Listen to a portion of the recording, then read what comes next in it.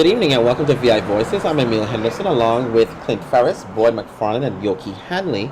We are here once again another week as we discuss the hot topics of the day, but most importantly, we're beginning our March to November where we will choose who will lead us for the next 4 years in the governor's race, as well as who will continue to lead us or may be new in leading us in our legislature and in our delegate to Congress race. As you know, we have our Rock Your Voice campaign where our goal is to really educate you and educate you to the extent that you can make informed decisions on whom you want representing you in public office.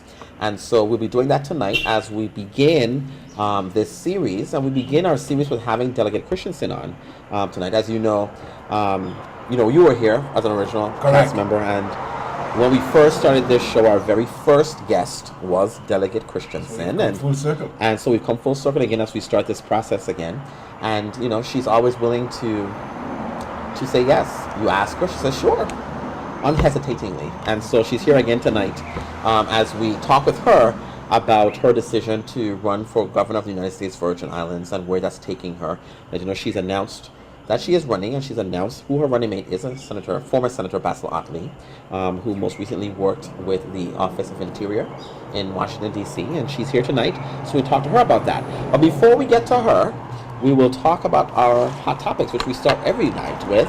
And the first thing you want to talk about was the sentencing for the Tapia and Hill case. My thing is 70 months isn't enough. Because I do believe he needed more time.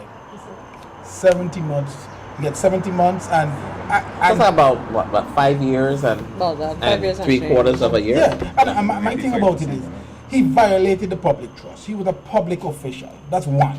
Two, in this climate of public corruption, I think we needed to continue to make examples of these public figures. But that's not what sentences are for. Well, sentences aren't to make examples of people, it's to deter future conduct. Thank you. And so to the extent that depending on what it is he pled to, because remember, what we usually get, what the public will get is we're charging these people with all these crimes. Correct. Right? But by the time you've gotten to a sentence, unless you decide to go to a trial, you're guilty on everything, and you've pled to something completely different from what is in the initial indictment. And so in the federal system, what they follow are guidelines. Correct. And so depending on where you fall, there's like a little range for you, and that may have been the range that he fell in. Correct, but again, he could have gotten up until life in prison. But we won't go there. No, he could have gotten life in prison if he probably went to a trial and was convicted. It depends on what it is he was charged with. Correct. But you see, think about the Alvin Williams case. Again, another light sentence. And then look at Tapia, another public official, light sentences. And then a 21-year-old, a 25-year-old, these are just young men who are just starting their lives. And what do? We just try to book at them. And I am saying, is it really fair? What are we doing to our society? Like Emile said, you got to understand the sentencing guidelines and how the system is. The system is designed as such, where if you cooperate, give them information. The U.S. Attorney General the information that he's looking for. He recommends sentencing towards the judge, and he go based on his recommendation, based on the information, provided you have somebody that you bring, and a conviction as a result of what you're saying. But think about it. So that's a system. That's the way it's designed. Who's Tapia bringing? The dealers who are just trying to provide. No, but at the end of the day, who's Tapia? Small fry. Let's assume small fry. The dealers there. Let me ask a question. Do you think that they were small fry? Sometimes they're peddling, he's bringing in. No, small fry to the extent of what they were allowing to come in. I mean, I agree with you in the grand scheme of what the drug war is about and those drug lords. I absolutely agree. They are nowhere near the upper echelon of drug dealers, but they were the ones that were assisting in having millions and millions and millions of dollars worth of drugs come into our territory. At the end of the day, I think our society is a bit topsy-turvy when it comes to how we deal with crime. And again, if you have the money or you have the affluence, you can somehow dictate your sentences and how much time they may I spend. don't think it's just the money. I think it's if you have the right color, That has a lot. then your sentences is determined. As you know, we've been fighting for years in regards to the drug sentencing laws and the federal drug sentencing laws, Correct. where crack versus cocaine. Cocaine can get you like probation. Crack gets you a jail minimum time. of 20 years in jail. Why crack? Because crack is what is primarily within the minority community. Cocaine is not. Most minorities can't afford to really buy cocaine. And so they get slaps on the wrist if it's a cocaine conviction. And so when you look at the guidelines and sentences, you know, crack cocaine is like, well, now it's gone down. It used to be 20 to 1, 100 to 1, something like that. But now it's 18 to 1. That was a huge fight that we won, but it's still a disparity between cocaine and crack.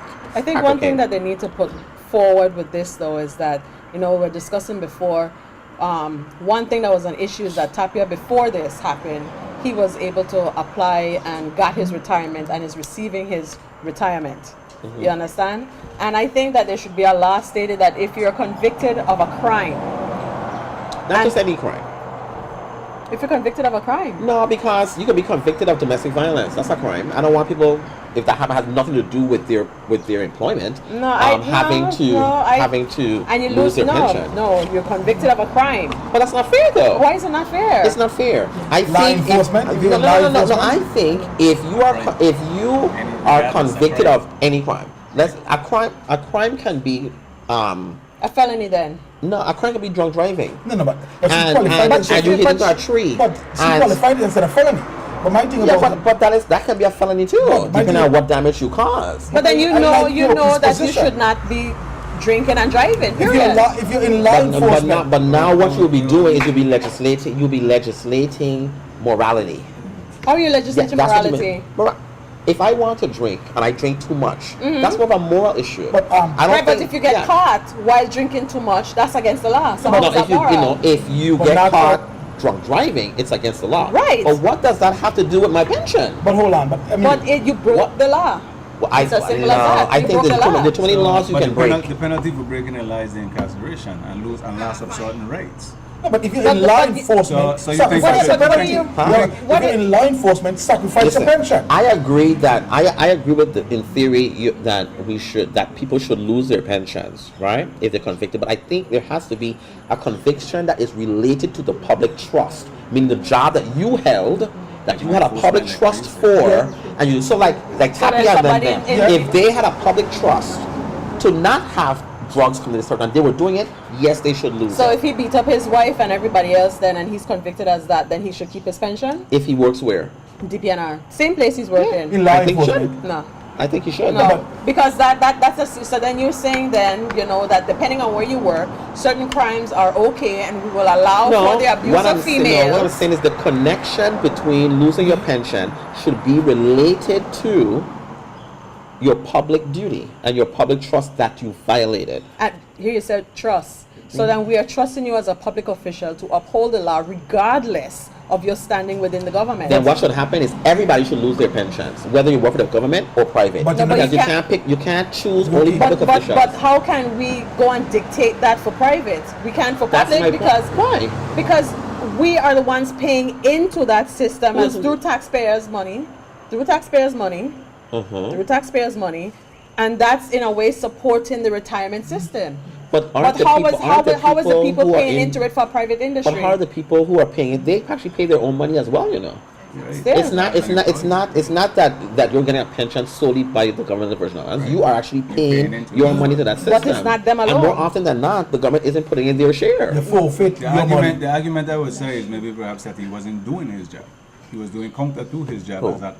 Tapia, as a law enforcement officer, he was actually doing counter to his job in allowing.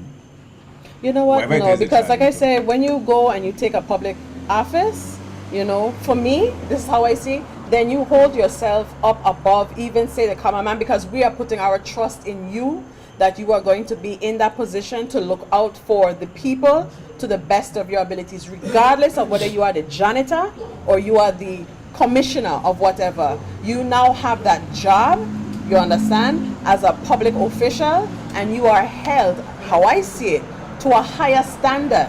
No, I And agree a with different that. standard than the normal regular No, person. I agree with because that. regardless I of just what, think that because it has like to I be said, you connected can't. But to your public role. No. I think it has to be connected. If it's not connected, then you can become The convicted of problem is, anything. we need. So then we're gonna say we're gonna have police officers. Then police officers are the only one that can be convicted regardless of what. And again, so if you have a, let's say the Commissioner of Education now is found for petty theft, not petty, felony, for theft of whatever, she shouldn't lose her pension? Only if she was stealing or he was stealing the computers from the schools. No. Nope, If nope, they nope, went nope, to nope. North Carolina Steal and is they steal. were caught stealing Thief is clothing thief. out of Thief is sacks, thief. then No, you want to know why? Because the now you as penalty the is you lose commissioner, your job. you as the But I don't know about commissioner of losing your education pension. is saying now, you know what? It's okay to steal if it's not related to your job. So what we say, No, what kind of no, message no, you that's sending not to our that's not what I'm children? saying. What I'm saying is, if you're going to go to the extreme of losing your entire pension, it should be connected to your employment. It can't be for any crime just because it's a crime you're connected for. And I understand Emile's logic. I understand his logic. I understand it, I just don't unfair. agree with it. Then nobody should ever walk. But then you're because- already saying, but then No, but should you're never already walk, saying, because if let you me lose your ask pension, then you but should let stay me home. ask you a question. If you were to get a government position, would you ever find it in any point in time that you would find yourself in a position when you break the law? Me? Yes. No, because I have integrity. Okay, so why? So that would not be okay, me. so that it means that we need to clone like a millionaire. No, you don't. No, I don't think the world is ready for a million me. But I mean, no. But that's my point. Because if you're going to work in government, then you should have that we integrity. should be careful of who we put there, and that's a good segue to where we're going to go next, because we'll be back in a moment with Donna Christensen. Back in a moment.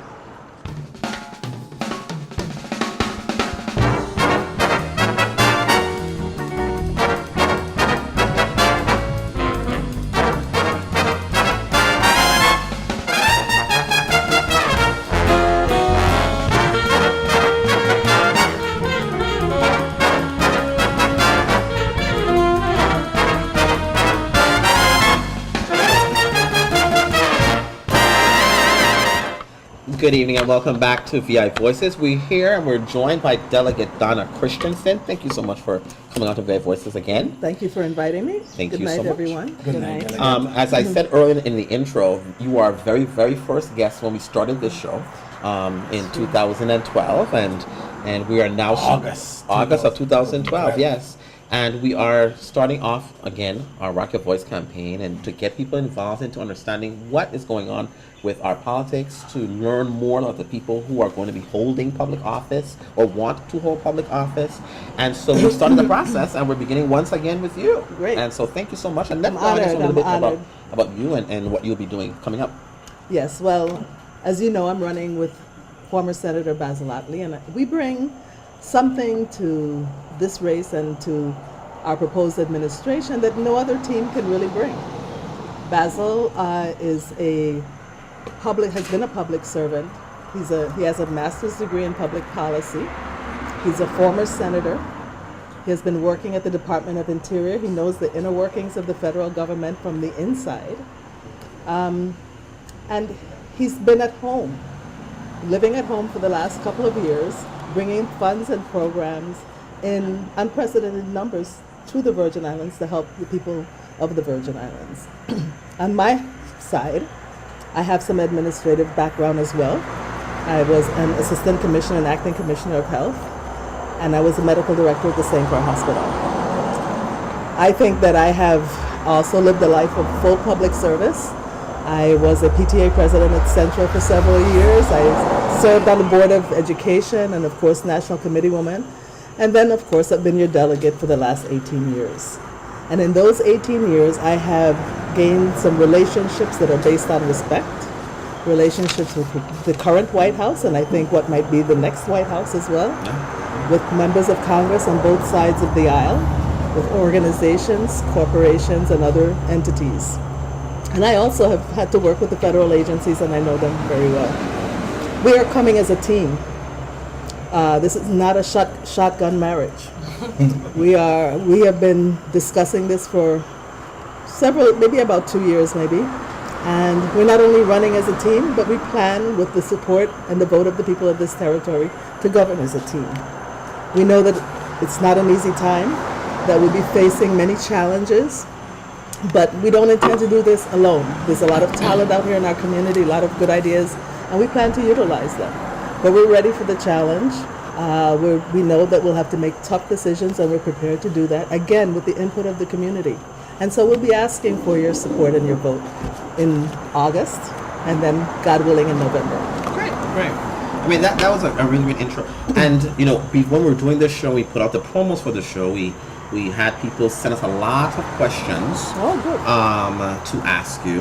And some we'll ask, some we won't. It just depends on how the fourth conversation goes. Yes. But one thing, if you've ever come to a live taping at here at VI Voices, you know, is we try not to have any communication with the guests that come onto the show until they actually sit and the cameras are on. And so we haven't been talking to you, and you haven't been talking to us. And so all the questions that we're going to be asking here tonight are all raw, random questions that you're going to be answering. We'll see how well you do and how the people react to what you're going to be doing. But what I want to start out with you is, you know, having been in D.C., or at the delegate for the last 18 years, how are you going to find your transition back to purely local VI politics? Well, you know, I made a transition from being a practicing physician to Congress, and I don't think it was that hard. I think it's the will and the effort that you put forth and the commitment to what you're doing that's most important. Of course, all of the time that we're running for the office, we are preparing for being able to take office and be able to begin to work on day one. So we're in the process of gathering information, meeting with experts, looking at some of the challenges, and looking at processes that we might use to address some of those challenges. Delegate Christensen, there was a loud chorus in 2006. 2006. In 2006. Far back. And basically, the chorus was saying, "Run, delegate, run." However, you came out and you chose not to run at that particular time, and you went back for your seat in Congress. Now, you come forward 8 years, and now, why do you feel it is time for Donna to be governor? Well, truth be told, I had decided I wasn't going to run. As a matter of fact, I probably was not going to run for any office.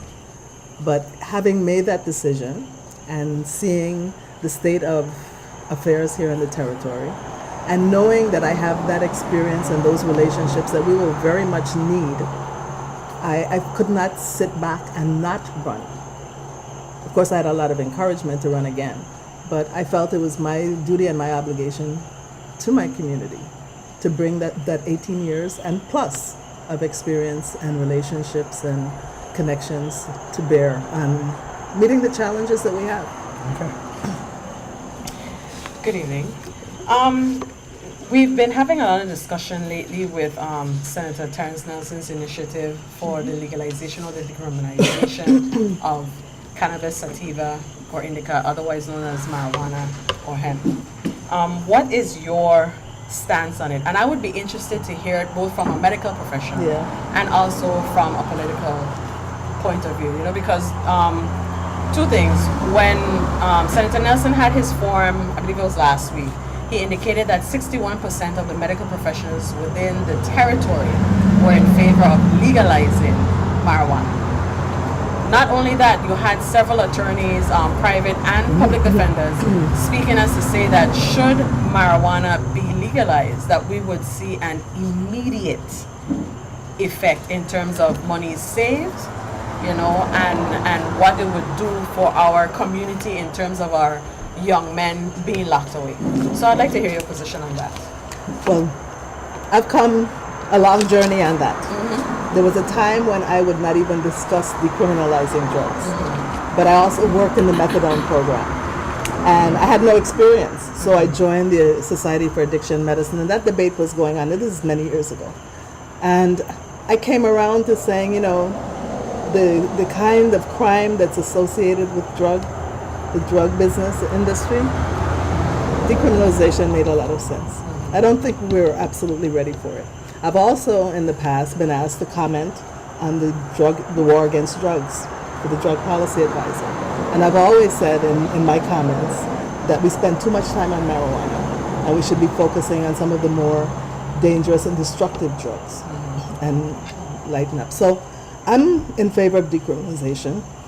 I don't think that our children should be locked up. We're still fighting. I think the Attorney General may have made some decisions around cocaine today, but we're locking up our children sometimes just with simple possession, and they end up with a record. So decriminalization, but I also think instead of full legalization, I think that medical marijuana is where we should start.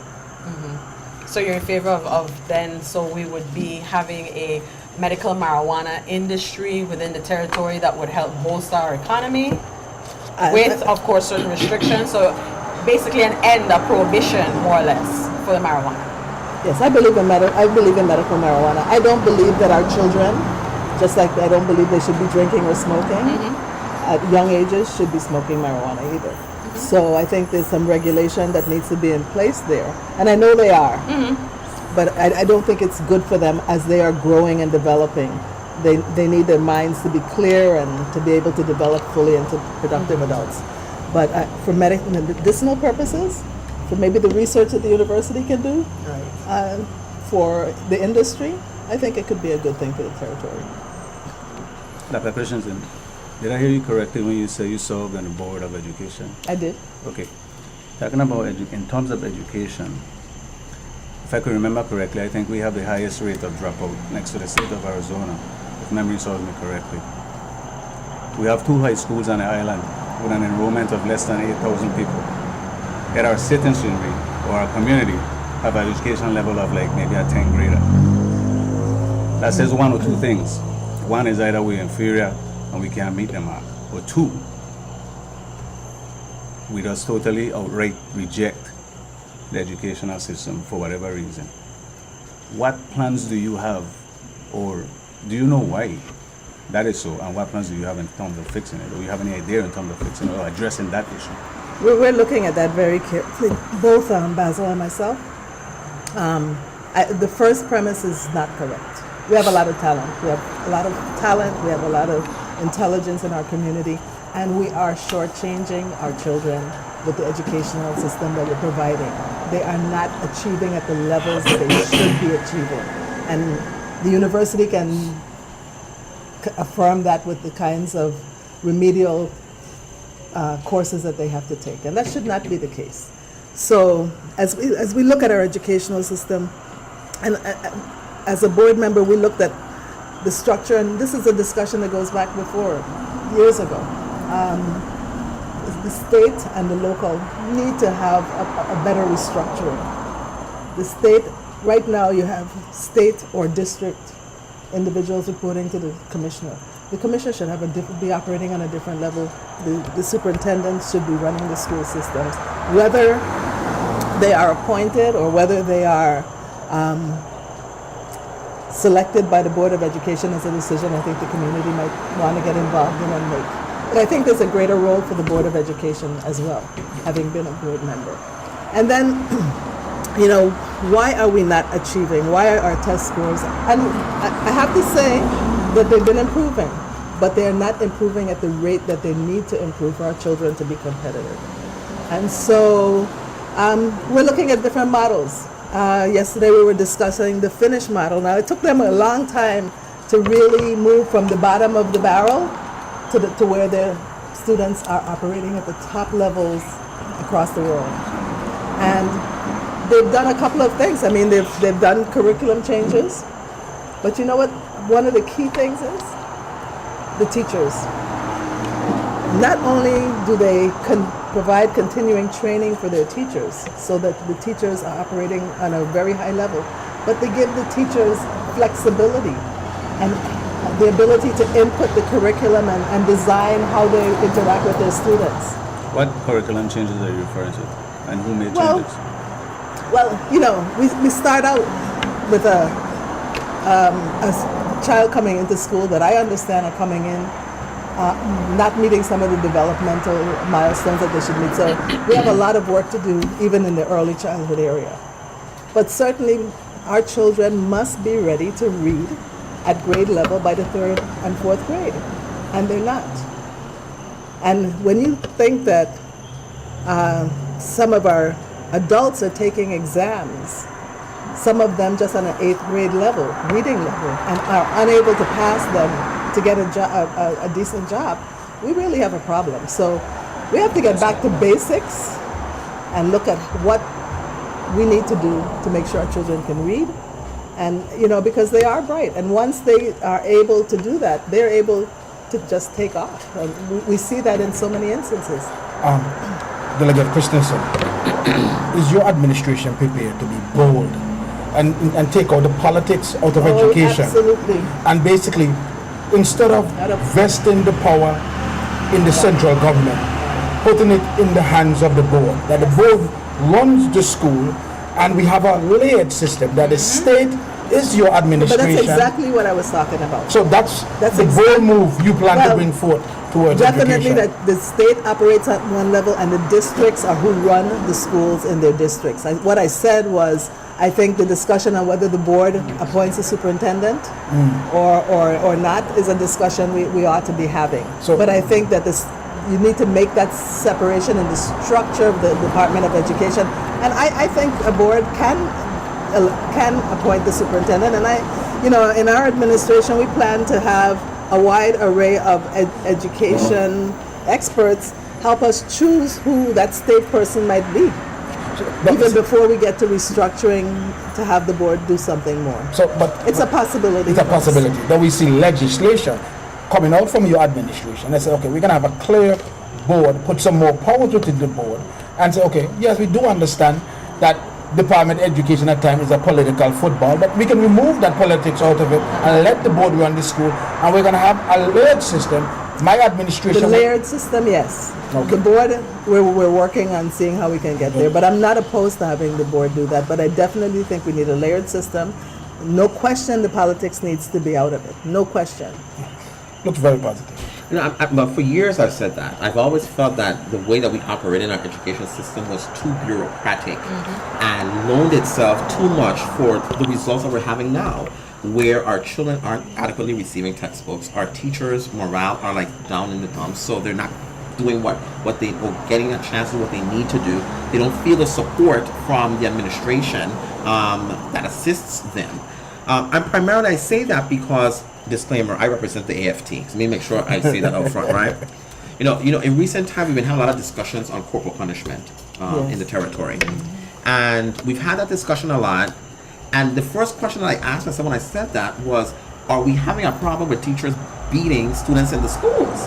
And the answer is no. And I didn't understand why we're having such a lengthy discussion on that issue. And something that does not exist. But the focus was not on what education should be on, which are the children being a part of it. So I was happy to hear you say that, because I believe that the Board of Education in the districts should be the ones doing the day-to-day stuff, the certifications, the hiring of a superintendent, those kinds of things, and that the commissioner really should be the person that makes sure our federal funds are coming in, that we actually spend them, and that they're used in the way that they're supposed to be, and setting policies for our schools. So I'm glad to hear that. Let me go back. For me, what's important is what is going to be your stance on the judiciary and the attorney general. I am a lawyer and I have to work there every day. And I cannot say that I'm happy with the way that our judiciary is right now, or I should say the look that our judiciary has, in the sense of we're seeing that fighting between the courts. It just doesn't look good. And this attorney general we have currently, I think, has muddied a lot of what the role of an attorney general really is, and the respect that we once gave to the attorney general in the territory, to the point that people are now talking about electing an attorney general. And so what is your stance on the election of an attorney general? If you're not for that, what are the qualifications that you're going to be looking for when you appoint an attorney general, and when you undeniably will have to appoint people to the bench? Well, again, I think this is a very important area for politics to be taken out of it. If clear qualifications are set for anyone who can run for that office, I wouldn't have a problem, but that would have to be in place. A high level of qualification, and that's what we would be looking for in an attorney general, someone who has legal experience and has shown by their legal experience that they have the capacity to be an attorney general. And they also have to be able to manage. So they would be, we would be looking again But for what someone. do you understand the Attorney General's role to be? Because I think currently this administration we have now has a very different understanding of what the Attorney General is. And so what is their understanding? well, it seems to me they understand that the Attorney General represents the governor. And No, that's not accurate. we I would wanna have make sure what you- we would have our own counsel. right. And Okay. so the Attorney General should represent the interests of the people of the territory and rule on issues concerning the territory. And the only reason I would really be somewhat supportive of an elected Attorney General is that they should have some independence. Again, in the judicial system, you don't really want to have politics intervening. You want, if an opinion is to be made on an issue of concern to the territory, you want that to be made free of politics and just based on the law. Right. And good, solid interpretation of that law. Now, there was some issues in regards, healthcare is a major issue in the territory and how Trust it me. affects us. And there were a lot of questions that came on where people were upset that the territories were not included in the Affordable Health Care Act. And were very concerned and or upset that our delegate, being a doctor, could not have done more to ensure that at least the Virgin Islands or the territories as a whole were not a part of that plan. Primarily, we don't have the provision that says you can't drop us if we... Yeah, we do. We are. Let me start by just correcting you in part. We are a part of the Affordable Care Act. Right. We do not have an exchange. We have Correct. the capacity to do an exchange, either by ourselves or with a state that has a state exchange. But when the money left the House, which was $4 billion for the territory, that money was taken out. And if it were not for us really working very hard, we wouldn't have had the $1 billion for the territories that ended us up with $25 million. Okay? So, but all of the provisions that are consumer protections, the prohibition against exclusion for pre-existing disease, no rescissions, the lifetime, the ending of lifetime and annual caps, all of those pertain to us. The closing of the donut hole, the free preventive care without copay, both in Medicare and in the private sector. So we are and the tremendous increase, not what all we asked for, but the tremendous increase in Medicaid dollars and the ability of the territory to set its own poverty rate that is really reflective of poverty, not that 11,000 that we have never even met, but it can go much higher based on our cost of living and what poverty really is in the territory. So let me make sure I understand correctly, because I had a different understanding. You're saying that primarily, as I want to talk about the pre-existing conditions where insurance companies cannot preclude you from getting the insurance if you have pre-existing. That applies to the territories as well. It applies to the So territories. if you can actually get insurance, whether you have a pre-existing condition or not, that can happen in the territory. Yes, and there have been a group of governors that wrote to ask us to have us excluded, but the delegates do not support that. I don't support it, and the other delegates didn't support it, and the secretary has said no. That applies across the board, across the entire United States, including the territories. Well, that's really great news. When we come back, we'll take a quick break. When we get back, we'll have some more with Dr. Christensen. Back in a moment.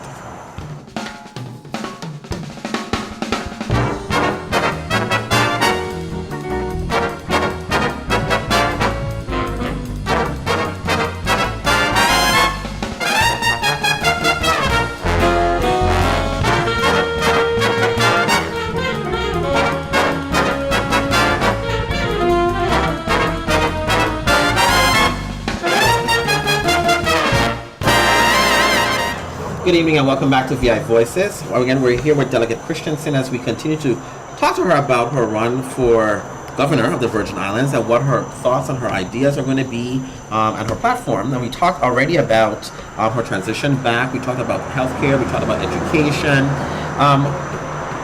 But I want to talk one quick thing before we move on, and that's mental health, which is a big issue for me because we have a lot of mentally ill people walking around this territory, and not just the ones that we see on the street that we presume that are just mentally ill. I mean, people who actually suffer from mental illness and they don't know that they're suffering mental illness. Right. What is your administration going to do to deal with that issue in the territory? Well, there's been some good work done. I think it came about by a case that the Disabilities Advocacy Office brought, and a consultant has taken a look and made some recommendations, several recommendations, and I tend to favor the one that the advocacy board and some of the advocates for people with mental illness support, which is that one, I think it should all be in one agency, inpatient and outpatient. I have had the experience of people being in the hospital and they get lost when they're out and don't end up in follow-up. So it needs to be one comprehensive mental health agency, inpatient and outpatient, substance abuse and all wrapped up in one. But with the problems that we have had, and I've had hearings on health, and mental health is always problematic. One of the recommendations is that an agency that has the experience and expertise of running a mental health institution be brought in to run it. Be owned by, it's a government agency, but it's managed by an entity that has that experience. And I think that may be where we may have to start, because we've tried it the other way for a long time and it hasn't worked. But we have to support it also, you know. I remember very vividly, I think it was even a Friday afternoon, that they were going to hold Rita Dudley in contempt of court because the court ordered somebody to the hospital. There wasn't a bed, you know. And if you write to the, I did, write to the court and suggest that they at least begin to pay for the stays, you know, I didn't get a very pleasant letter back, right? Okay. So we have to support it as well. Absolutely. Delegate, tying into Emile's question, I think the most vulnerable parts of our population continue to be made more and more vulnerable each and every day. You talk about those persons who are mentally ill, then you talk about seniors, and then you talk about the very young among us. How would your administration move to improve our social services within the Virgin Islands, where we can do a far better job in providing for the elderly and for the very young within our community? For example, like over the past few years, there have been more and more contraction in the services offered to seniors. Yes. Well, you know, one of the things that we need in this territory is revenue, and so one of our primary objectives is going to make sure that we can bring revenue and investment so that we can provide the services and eventually the salaries as well that people need and deserve here in the territory. But I think, you know, there are a lot of organizations, there are a lot of churches in this community, and until we can get that going, I think leadership has to bring everybody together to help to provide, especially for the young and the seniors. And perhaps one of the things we want to do is reestablish our grants management office so that we maximize all these places like Detroit and Puerto Rico that are having these problems. Nobody's bailing them out. What they're doing is maximizing and working with them to maximize the federal funds. And I've done that. I brought everybody around the table when events are closed to maximize our use of the federal, whatever the federal government had to offer. But you carry it past the water, you can't always make them drink, you know? And so we maximize our federal funding, be accountable, because sometimes our federal funding is right now, some of it is being held up that many of our not-for-profits would ordinarily use to provide services because we have not been accountable. But your role is though to make them drink, because you're not going to. No, I don't drink. Correct. Oh, so you're the okay. Well, you know, I'm glad that Cliff brought that up, because that leads actually to what I wanted to talk about with economic development. Clint, You call him Cliff? please, do have the kindly excuse. I juxtapose your first and last name. Okay. No, because he has a brother named Cliff. Oh my lord. Okay. Okay, go So, in terms of economic development, in particular for St. Croix, and I'm glad that you did make mention of, like what Clint said, you know, bringing the horse to water, but not being able to make them drink. So, my question is kind of twofold. First of all, if you can differentiate what your role is or was as delegate to what it would be as governor, especially in terms of grants, because I've attended several of your missions here where you did bring the U.S.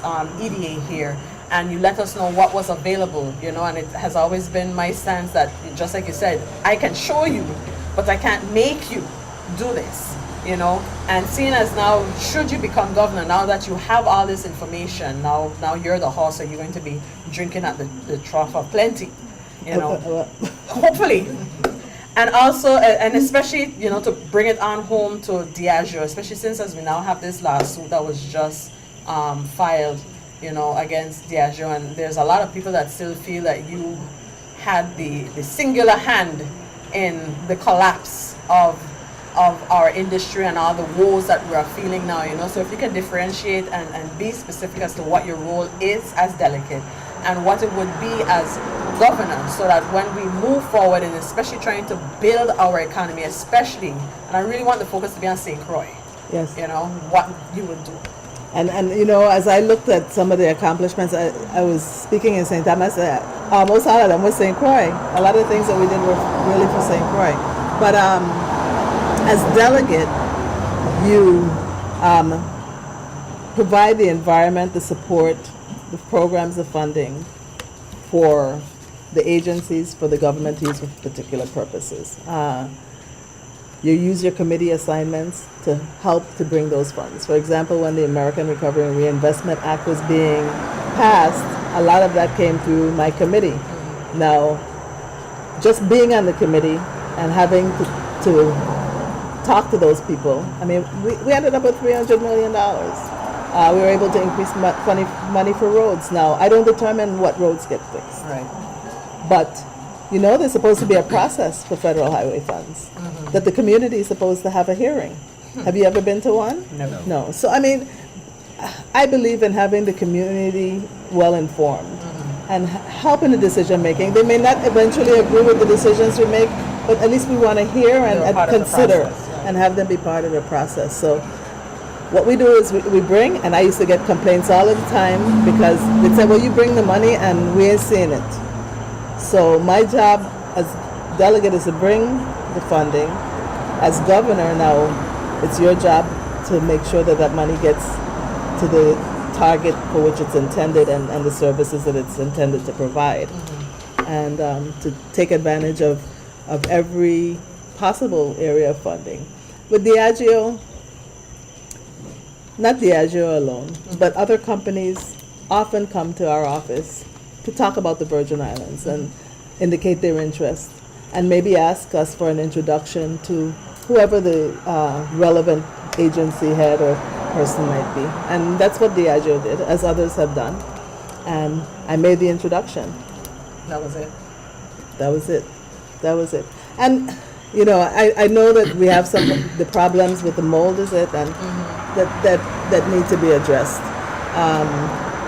But if that could be fixed, I would be glad for whatever money they're bringing in every year. Because we don't have, as territories, no matter how much we fight, we don't get all of the federal funding that the states get. And it's even getting worse as Congress has gotten more partisan and more conservative. So we need to have ways to generate funds and revenue here on our own, and that's one. But there are other ways that we're looking. There are programs like EB5 where foreign investors just want to invest and get a green card. They'll go and live wherever they want to live, but they invest. The investment has to create jobs and generate revenue, and they have to prove that wherever they invested. I think our EDA program can be improved, and we're working on improving that in many ways right now, so that we can have that investment come in, so that we can begin to grow our economy again, support our small businesses that are struggling, and I believe that our economy needs, the foundation of our economy needs to be our local small business. If you could expound a little bit more on that EB5 program, I think is what you called it, because I know a lot of us are familiar with the other independent nations, in particular the Federation of St. Kitts and Nevis, where they have, I think recently I read where they are now considered the most, the wealthiest Caribbean nation.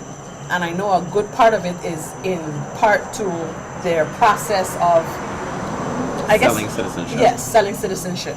So if you could expound how Yeah, it's, because it's I mean, pretty much that, but it's not a citizen. It's a green card for 5 years, and they can in renew some it. And they parts- can renew. in- I mean, no, in- I'm talking about what for the us- EB5 is. Okay, good. Right. So it's a renewable green card for 5 years, but what they must do is invest. Is that- Generally, it's $1 million. Okay.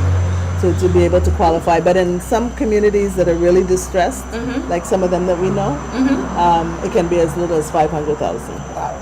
But would that be something, should you be elected as a position of governor, is that something that you can actively go after to say, hey, we want to... We're working On right now? on some of Okay. that right now.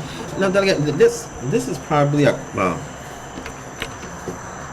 not to put you on the spot, but I think what a lot of the individuals in this community that and I live in this community, you live in this community, over the last 8 years, there's been just a distressing feeling, the despondency and apathy going on, especially on the island of St. Croix, from a lot of the policies that have come through this current administration, to the point that people are just like, I'm giving up.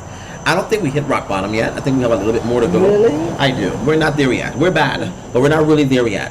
And I guess my question to you is, you're coming into office, and how do you come into office and assuage the concerns of the people that when you come to office, it will not continue to be business as usual as we've known it over the last 8 years? Well, I was going to sort of save this for my closing, but we Yeah, but I wouldn't get to do a follow-up. yeah. We've had a lot of discussions on this, and I'm going to say two things. One is the pillars that we want to build our administration on are trust. The trust in government has eroded over the years, and it hasn't just been in the last 8 years. I introduced a CFO many years before that because none of us elected officials were being trusted by the public.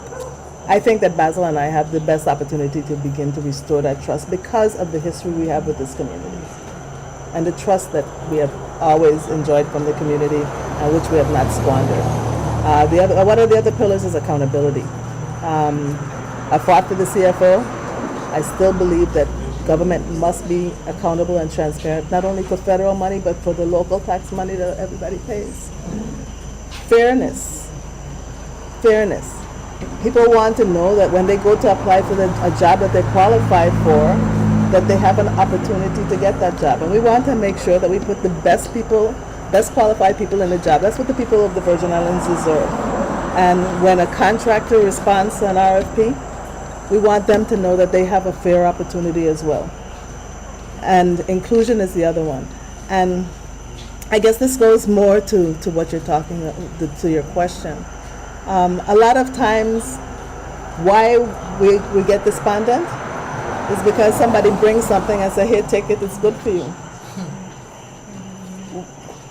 Where was the conversation with us about what we wanted?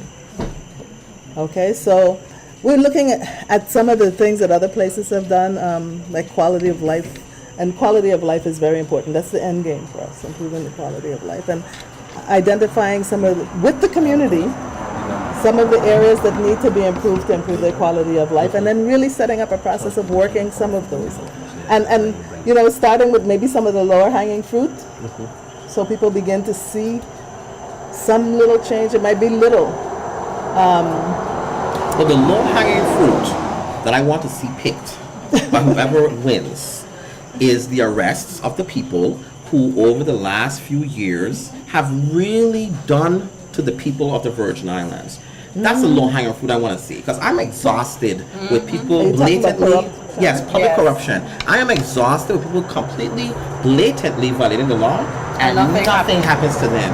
And every day I have to go to the courthouse, and I see the 19-year-old boy, the 20-year-old boy sitting in the jail because he had a roach of marijuana. He can't afford to come out of jail, so he sits at Golden Grove while real crime against his territory is going on, and we act as if we don't see it. I absolutely that's agree. the low-hanging fruit I want to see whoever's going to get there pick, and let's deal with that. I think that's the way to begin. When you start to be transparent and put things out for everybody to be able to see them and have somebody monitoring, you'll pick up a lot of that. But as I said on a radio interview today, no tolerance for any kind of infraction. And I brought the American Crime Prevention Council down. We had meetings on all 3 islands to talk about that, what they call the broken window syndrome. We allow a lot of things to happen that shouldn't happen, from the small to the large. And you have to stop. We have to stop. We have to insist that people follow the law. Everybody. You spoke about quality of life, and that's the bottom line, quality of life. We got many of our community who believe that we're treated as though we're second-class citizens. Second-class U.S. citizens because of the opportunities that we don't have when it comes to voting for president, when it comes to getting certain, there's a lot of different things that the United States offer. We just spoke about health care and Medicaid and what's not, and stuff that's not afforded to us. What is your position regarding our status as an island or as a Virgin Island? Well, that's something I haven't had to answer in a while. Well, I certainly, and we territorial delegates say all the time, we are full citizens of this United States. We go and fight, we die on the battlefield for this country. And a lot of times we are in there at per capita numbers greater than most states across the United States. And even though we don't pay taxes, there is monetary contribution from the territories in different ways to the United States. So I don't really count that. And we should have all of the rights and privileges of American citizenship. I'm glad that that case is going forward. I hope it will create some change. I'm a board member of the entity that's doing that. I have introduced on at least 3 occasions, maybe 4, the amendment to have us vote for president. Unfortunately, amendments are not moving forward. None of the amendments that have been introduced in recent years are moving forward. We couldn't even get an equal rights amendment passed. Well, we got it. It was passed through the Senate and the House, but it was never ratified, and that's over 40 years ago. That was from President Kennedy's time. So amendments are really Kennedy's thing, you said? Yeah, it's very hard to get an amendment through, but we have it, and we've been fighting for it for at least 8 years. So your position is statehood?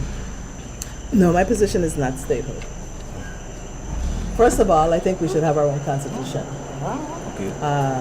Second of all, I think that before we can make a informed and solid decision on what our status should be, we need to fix ourselves internally. We have to come from a position of strength. What are we going to decide? We're going to be independent in this condition that we're in? We have to fix some of the things that are wrong with us and get us to a different level, I think, before we can decide. I am always for more self-governance, and I have, in my tenure, we have brought authorities to the government that either they didn't have before or had been taken away by court decisions, like our ability to over the property taxes and to be able to offer exemptions. The court had made a decision that we couldn't offer the credits or exemptions anymore. We were able to fix that. For better or for worse, we were the only jurisdiction that couldn't borrow for any public purpose. We fixed that, and that is what allowed the government to do the borrowing to keep services at some level. So I'm always for more self-government. You spoke about fixing ourselves internally. How do we go about doing that? How do we fix ourselves internally? We just talk about education. We have to be on a more stable and sustainable economic footing, and we have to prepare our entire populace better than we are. But the issue is something that I think we ought to have a continuous discussion about. When I was on the Status Commission, and I still found that even though the Status Commission probably went on for a little bit longer than it would have ordinarily because Hurricane Hugo came in the middle of it, people still didn't understand the status. And maybe we had too many different statuses, like Commonwealth, which is really not a clear status. Free association. Free association gives you the ability to be self-governing and still be associated with a country that can provide the support. It's been for those, and I've had the opportunity to visit some of the freely associated states. Palau is doing pretty well, but they have a compact that's been very difficult. The compact of support from the United States has been very difficult to get passed in this kind of Congress that we have right now. The Marshall Islands are not doing well. The Federated States of Micronesia are not doing well. So it's something that we need to look at the experience of others. But I'm really not for statehood. Let me ask you if I can. That one I could say for sure. Sorry, continuing on that. There's been a large, maybe not large, but there's been a very vocal part of the community who has been, saying that we should become more involved in the Caribbean. Now I know, especially through my business, that with a lot of stuff that happens within the Caribbean, we cannot participate because they immediately say, that we're American, right? So do you see us as becoming more involved in the CARICOM countries? Actually, can we actually become a CARICOM nation where now we can take part in a lot of this funding that's available to the rest of the Caribbean, but not to us? To help us We would in our probably have economy? to be an independent. growing We that would country probably right have to be an independent country, but we have always, and it's the same thing in the Pacific. We've always asked to be observer of CARICOM, and the State Department really is who is saying no. And the Pacific Islands the Pacific territories have asked to be a part of their association in the Pacific, and they're not able. But we do have OECS. That we do have observer status that we ought to take, greater advantage of. And there are programs that can link U.S. citizens to our neighbors through the Export-Import Bank, EXIM Bank. I think they were supposed to come down and talk with us and let us know how we could do that. And through OPIC. OPIC. Now we do have a question from the audience, and the question is, do you believe that there should be a downsize of government officials, and if so, will we be able to get faster results? And how do you plan on changing the system to better the community, the government system to change the community? Well, I believe that some of our central systems of government are dysfunctional and need to be improved. And the length of time it takes to get contracts through and people hired and all of those things need to be streamlined and fixed. So I'm not happy with that. Do I believe that we ought to just blanket decide to reduce the number of officials? You mean at higher levels? Government officials. I think we need to make sure that we right-size our government. We look at what, say, an agency, what is the role of this agency? Is it meeting its obligation well? If it's not, in what areas is it not working? And what do we need to do? I mean, a real process of going through this, this is what we're trying to do. What is it that we need to do to make it work? Does it need total restructuring? Does it need maybe people to move from there and go someplace else? I mean, when we talk about setting up a grants office, I believe there are probably people in government that might be well suited to move over to that agency without bringing in new people, because we are cash strapped, and Lord knows we know how cash strapped we may be when we get in there, with no ability to borrow so it's going to be a difficult time. So I think we need to look at what the agency is doing. Is it doing it well? If it's not doing it well, what needs to be done to it to correct it? And if it means moving personnel around, then that's what it is.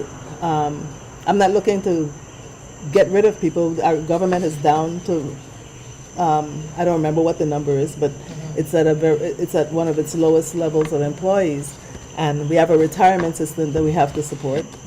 And so laying off of employees is, and I've said this all through what we've gone through over the last couple of years, is the last resort that we should ever go to. How about salaries? Our salaries are low. Nothing is In gonna, comparison to what? in comparison to other places, but even Other places. I'll tell you. As we talking to the fiduciary, for example, they're trying to revamp certain systems of government, and in doing so, they have to train, say in property and procurement, in the supply chain and so forth. People that they're training to do this work are making half of what anybody else would make. someplace else, and you're asking them to do more. People- Now, we're not going to be able to change salaries overnight because we're going to come into a cash-strapped government. But we have to figure out how we're going to do that. How we're going to pay. You're going to come into People a what's- broke government, not broke just a cash. cash I know. I mean, a broke one with no money. With no money. And so you're like pretty much going to be starting at zero. Yeah, So when I'm talking about salaries, I'm talking about upper management. upper management Right. salaries. That's what I'm talking about. I'm talking about reducing salaries. I see. That's what I'm speaking about. Well, that's where we disagree. I don't have a problem with people having large salaries if they're producing and if they I deserve think to be there. I think it I have a has to be problem. based on their education, I their agree. experience, and the work that they I agree. and the work that In a they do. community this small. Yeah, in a community. But Yeah, that's where it if would you're come. actually producing, In a yes. private- okay. What I believe that if you were the person frying chicken, right, and what you know is to answer phones, you cannot be the commissioner of property and procurement. That's what I think. Right. I mean, know your limitations when you're going to go to government. But I also recognize that if you're going to go to public service, it is what it is. The amount of money that you can make in private practice, in the private world, is not the kind of money that you're going to make in the public world. And you have to be able to satisfy. But it doesn't mean that you have a public service salary that is so low that you can't attract the people who will do the good job, who do a great job for you. We have the salary right now so high, and we still attracting people who ain't. No, I we're don't know for voting it. No, no. for Exactly. people that I- don't belong Correct. there. Exactly. What salary That's what we're doing. We're not talking attracting the proper I'll people have to because look at what salary if we're we talking were, about. and you know what, and I Okay, have, the time's sorry, to wrap up. I'm So sorry. let's take a quick break and please stay. And we'll be back in a moment.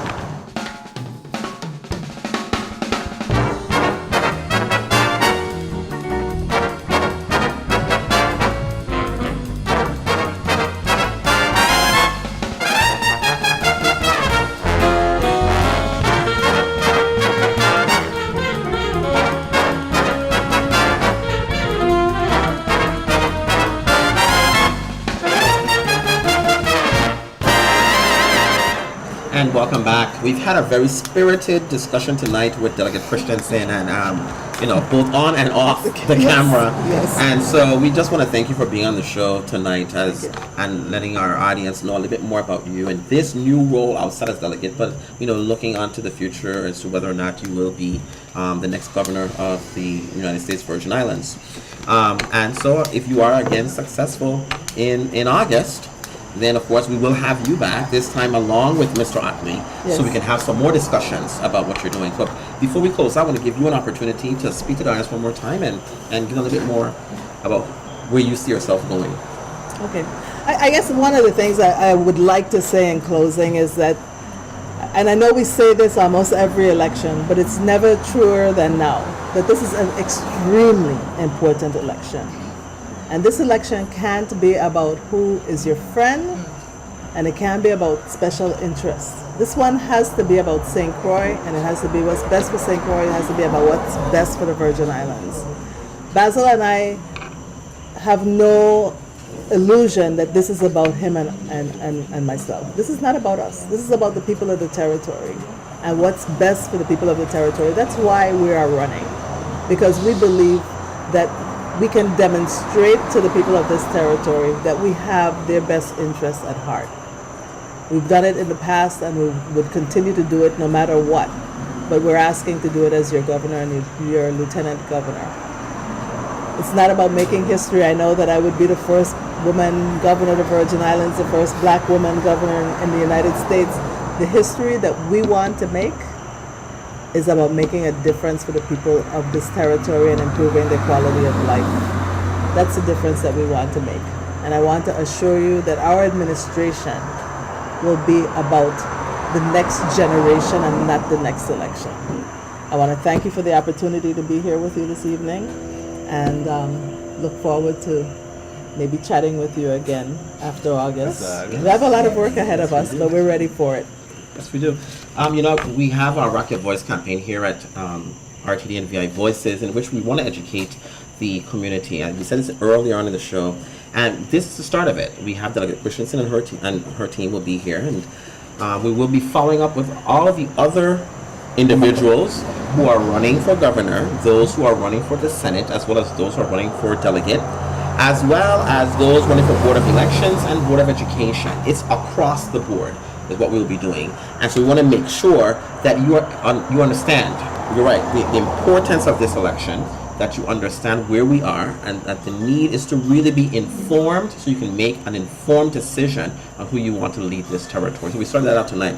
And I was telling Rabia earlier today, I saw on her Facebook page, she put a quote on there, I'm trying to remember it, where she said that, it's a Native American quote, that we don't inherit the earth from our ancestors.